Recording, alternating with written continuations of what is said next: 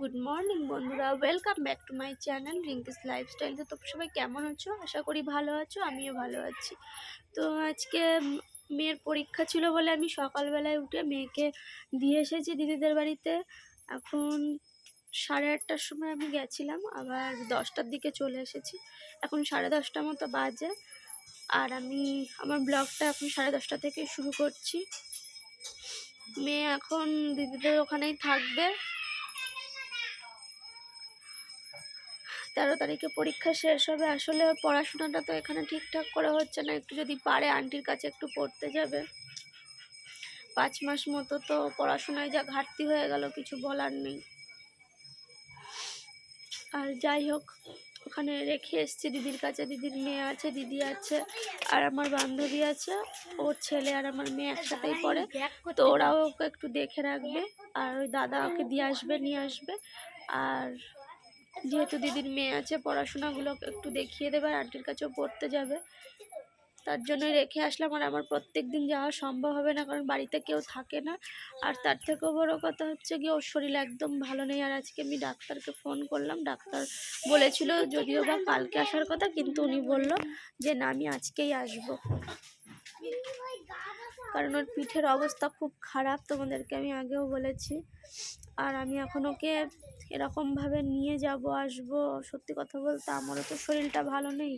আমি কিভাবে করব আমি বুঝতে পারছি না, যে আমি হসপিটালে রেখে যে ওকে ট্রিটমেন্ট করব। আমার শরীরের অবস্থাটাই খুব খারাপ। যাই হোক, ডাক্তার আসলে যদি আমি শেয়ার করতে পারি, অনেকে তো ভিডিও করতে দেয় না, যদি একটু করতে দেয় ওর কাছে শুনবো, যদি দেয় দেবে, না হলে করবো না। তো চলো, আবার পরে কথা বলছি। আর ওকে পরিষ্কারও করতে হবে, অনেক কাজ বাজ আছে আজকে, অনেক কিছু কাচতে হবে। তো চলো, তোমরা দেখতে থাকো।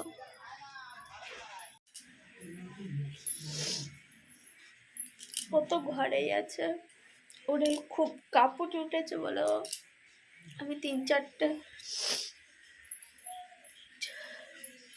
চারটে চাপা দিয়েছি, তোমাদেরকে দেখাচ্ছি। 3-4টে কোথায়, তারও বেশি মনে হয়। 4-5টা চাপ। কত কষ্ট, শরীরের কষ্ট আর নিতে পারছে না, সত্যি কথা বলতে। আর আমিও না দেখে আর পাচ্ছি না।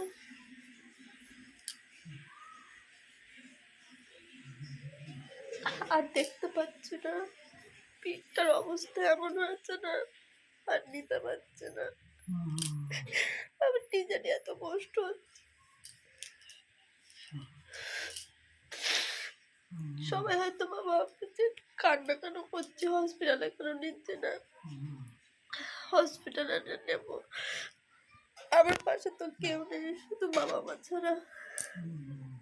ভাইও বাড়ি থাকে না, ওকেও কাজ করতে যেতাম। এবার হসপিটালে এরকম পেশেন্ট রাখতেও চায় না। অনেকদিন পরে না, আজকে খুব কষ্ট হচ্ছে।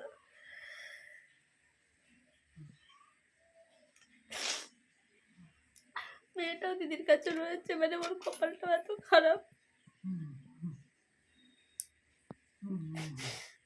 5 মাস ধরে আমার কাছে শুতে পারে না, বাবার কাছে শুতে পারে না। আমাদের সাথে একটুখানি তো আসলেই কষ্ট হয়। ওকে যদি আমরা গায়ে যদি একটুখানি ছুঁই, দেখো কতগুলো চাপা দিয়েছি। একটুখানি শুলেই চোখ মুখটা আবার সেই আগের মতো খারাপ হয়ে গেছে। আমি কান্না করি না, আসলে ও কান্না করছে তো, যাচ্ছে না, কান্নাটা বেরিয়ে যাচ্ছে।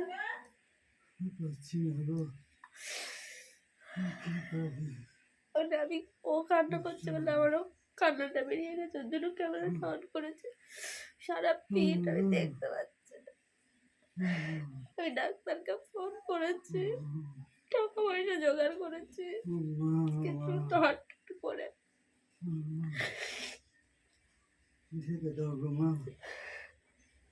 চোখ মুখের অবস্থাটা খুব খারাপ হয়ে গেছে, আর সারা পিঠ, কি বলবো।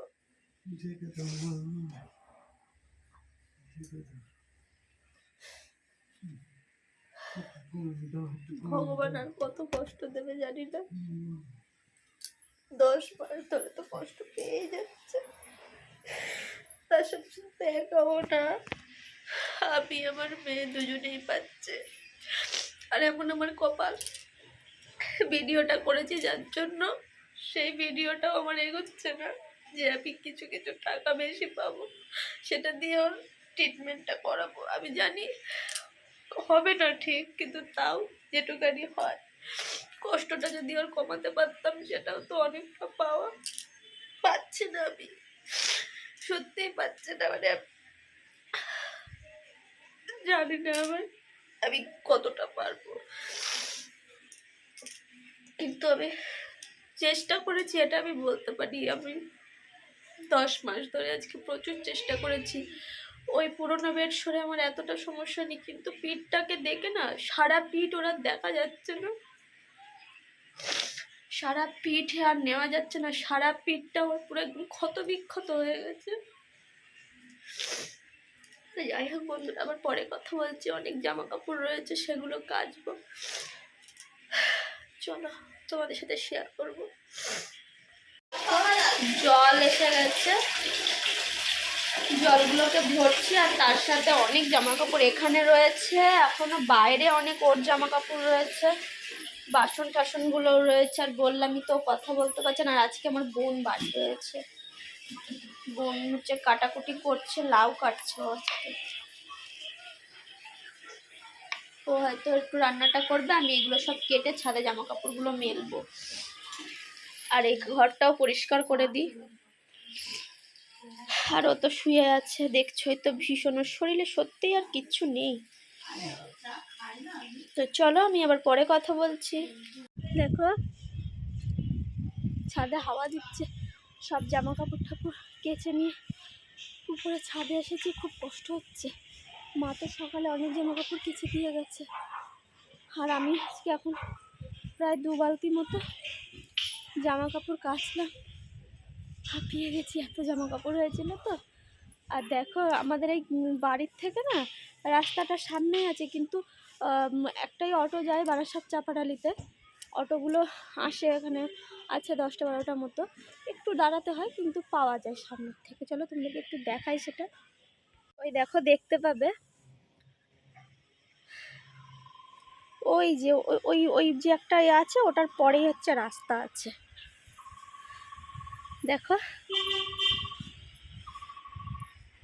সব জামা কাপড়গুলো শুকিয়ে গেছে, এগুলো ভাঁজ করে তুলবো।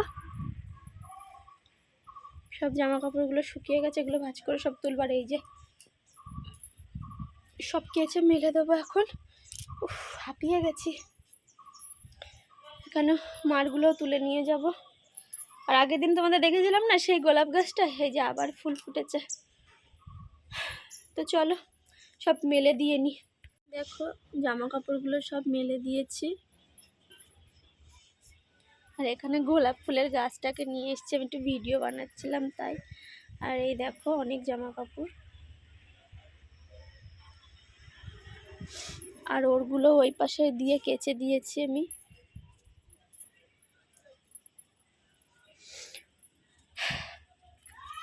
মন তো ভালো নেই, সকালবেলার থেকেই তোমরা জানো আমার মনটা খুব খারাপ। কি করব বলো, মন খারাপ হলেও তো চলতে হবে, নিজের মেয়েকে দেখতে হবে। আমি ছাড়া তো আমার মেয়ের কেউ নেই, তার জন্য নিজেকে ভালো রাখার চেষ্টা করি, কান্নাকাটি করি, আবার ঠিক হয়ে যাই। আসলে আজকে ও খুব কান্না করছিল, তাই ওর পাশে বসে আমিও কেঁদে ফেলছি। সত্যি মানে দেখা যাচ্ছে না ওর যে অবস্থা, কি করব, তবু চোখে দেখতে হচ্ছে। কিছু করতেও পারছি না, সইতেও পারছি না, এই করে যেতে হচ্ছে। আর আমার সেভাবে কোনো ইনকাম নেই যে আমি চাইলেই সব কিছু করব। সত্যি কথা বলতে আমি পারছিও না মেনে নিতে, আবার কিছু করতেও পারছি না, এটা সব থেকে বড় কষ্ট আমার। তো চলো নিচে যাই, ওকে একটু খাওয়াবো, খিচুড়ি করেছে বোন। চলো, এই দেখো ওর খিচুড়িটা হয়ে গেছে, আর এখানে বোন মূলো শাক ভাজা করেছে, তাই না? হ্যাঁ, আর লাউ দিয়ে ডাল রান্না হয়েছে, আর মূলো শাক। ডালটা একটু দেখো, আর বরবটি আলু ভাজা আছে, খিচুড়িটা ওকে খাওয়াবো। এর মধ্যে সবজি দেওয়া আছে, আর এই যে লাউ দিয়ে ডাল করে নিয়েছে ও।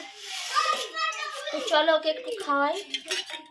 এই যে ওর খিচুড়িটা করেছে বোন, এর মধ্যে লাউ দেওয়া আছে, একটু আলু দেওয়া আছে, বরবটি দেওয়া আছে, আর মুসুরির ডাল। খিদে পেয়েছে? আর দাও একটু খেতে পেয়েছি, একটু খাইনি তো কিছু, কি খাবো? খেতে চাইনি, এনশিওর গুলে দিয়েছিলাম শুধু, খেতে পাচ্ছি কিন্তু। খেতেও তো গরম পারছে না। গরম ফুটিয়ে দাও একটু। দেখো ফুদিয়ে ঠান্ডা আছে একটু, আছে না? একটু ফুটিয়ে দিয়ে দাও, আচ্ছা ঠান্ডা হয়ে যাবে, ঠিক আছে। ঠান্ডা হয়ে যাবে।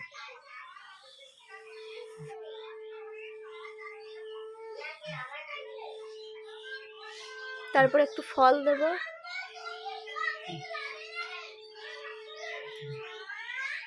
দাও, দেবো? এরকম ভাবে দাও, তিনবার একটু দাও, তারপর ঠান্ডা হয়ে যাবে না। তো যাই হোক বন্ধুরা, ওকে একটু খাইয়ে নি, তারপরে তোমাদের সাথে আবার পরে কথা বলছি।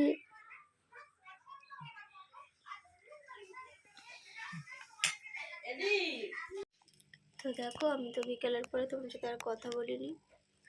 ডাক্তার এসেছিল, দুজন এসেছিল, বেডশোরের ডাক্তার, আর তার সাথে ড্রেসিং করবে বলে তিনিও এসেছিল।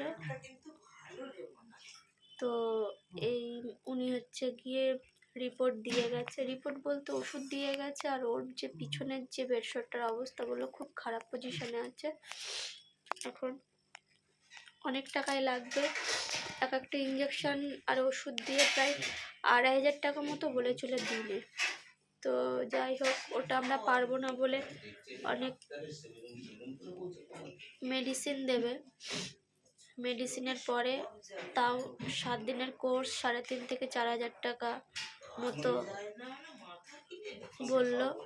তারপরে আবার তার মধ্যে আরও অনেক ওষুধ আছে, শুধু 3,500 টাকা না 4,000 টাকা বললো, ওটা আনতে হবে। সেটা আমি ভুলে গেছি, শুনে তোমাদের সাথে শেয়ার করব। আর তার সাথে আলাদা ওষুধ, আবার সব কিছু গজ ফজ আছে, মলম আছে। চলো প্রেসক্রিপশনটা শেয়ার করি। তো এই দেখো, উনি প্রেসক্রিপশনটা দিয়েছে,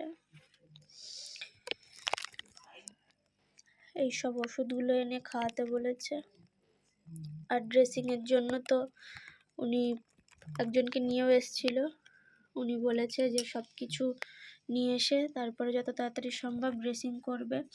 কোর্স আছে 3,500 টাকা, বললামই 3.5 না 4.5 বললো, ওটা লাগবে। তার সাথে ওষুধ, মেডিসিন, গজ, আরও অনেক কিছু। এই ওষুধগুলো আছে, ওনার ভিজিট আছে, জানি না কতদিন কি আমি করাতে পারবো, আমি জানি না। আর এই যে ওর তো প্রচুর কষ্ট হচ্ছে শরীরে, আর কিছু নেই বলার মতো।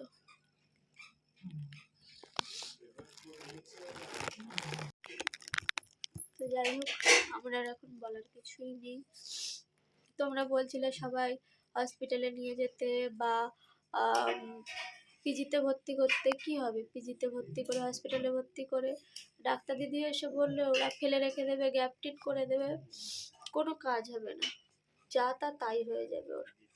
তার থেকে বাড়িতে রেখেই যেটুকানি হচ্ছে সেটুকানি করাই ভালো, কারণ হসপিটালে রেখে আমাদের দৌড়াদৌড়ি করার মতো কেউ নেই।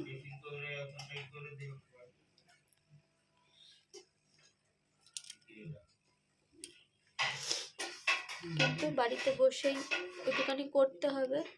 হসপিটালে ওরা ভালো করে প্রপার ড্রেসিং করে না, আমি সমস্ত কিছু করি, আমার দেখা আছে, আমি সমস্তটা জানি। তার জন্যই তোমাদের সাথে বলতে পারছি যে হসপিটালে আমি কেন নিচ্ছি না। সবাই হয়তো আমাকে বলো তোমরা যে আমি হসপিটালে কেন নিয়ে যাই না। হসপিটালে নিই না একটাই কারণ, ও যেটুকানি সুস্থ আছে সেটুকানি অসুস্থ হয়ে যাবে। হসপিটালে নেওয়ার আর আমার কোনো কাজ হবে না, তার থেকে বাড়িতে আছে, সুস্থ আছে। যেটুকানি সুস্থ তো নেই, যেটুকানি আছে মনে একটু শান্তি আছে যে আমাদের সবাইকে একটু দেখতে পাচ্ছে, এটাই, তাছাড়া আর কিছুই না। তার জন্যই তোমাদেরকে এই কথাগুলো শেয়ার করলাম আজকে। ডাক্তার কেন দেখাচ্ছি না, হ্যাঁ না তেনা অনেকেই অনেক কিছু বলেছো, অবশ্যই তোমরা দূর থেকে ভাবছো আমি কেন করছি না, কিছু করি না। অনেক টাকার খরচ, অনেক টাকা এখানে, অনেক টাকার খেলা এখানে। তো আমার কাছে নেই, আমাকে কেউ সেরকম ভাবে হেল্প করাবে নেই। তো যাই হোক, আজকের ভিডিওটা তোমাদের কাছে আমি এখানেই এন্ড করছি। আমি জানি এখানে লাইক কমেন্ট করে বলার মতো কিচ্ছু নেই, কিন্তু যেহেতু আমি ভিডিও করি, তোমরা আমার পরিবার, তোমাদেরকে সব কিছু শেয়ার করতে হয়, তাই আমি করছি। খারাপ বলো ভালো বলো, এভাবে ভিডিও করে যাচ্ছি। তো যাই হোক, তবুও সবাই একটা করে লাইক কমেন্ট আর শেয়ার করে দিও, সাবস্ক্রাইব করে পাশে থেকো। যদি ভিডিওটা করে কখনো এগোতে পারি, অবশ্যই ভালো জায়গায় ডাক্তার দেখাবো। তো যাই হোক, আজকে ভিডিওটা আমি এখানেই এন্ড করলাম।